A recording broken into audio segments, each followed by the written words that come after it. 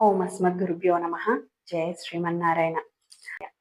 తీరా రామానుజుల ఇంటికి వచ్చేసరికి ఇల్లంతా శుద్ధి పెడుతూ కనిపిస్తారు. మా గురువుగారు వచ్చారా అని అడుగగా, వచ్చారు, సాపాటు చేశారు, వెళ్ళిపోయారు అని చెప్తారు. అయ్యో, వెళ్ళిపోయారా?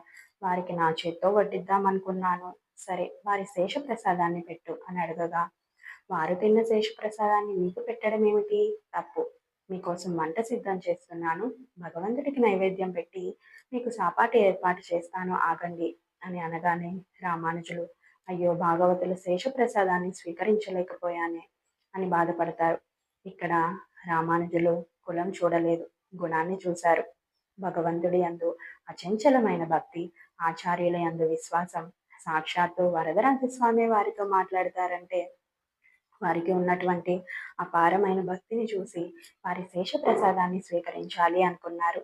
అలానే కాంచీపూర్ణలో భగవంతుడే వారితో మాట్లాడతారు అని వారు రామానుజుల కంటే గొప్ప అన్న అహంకారం లేకుండా వారిని రామానుజుల ముందు తక్కువ చేసుకున్నారు. పూర్వకాలంలో ఇటువంటి గౌరవాలే ఉండేవి. జై శ్రీమన్నారాయణ.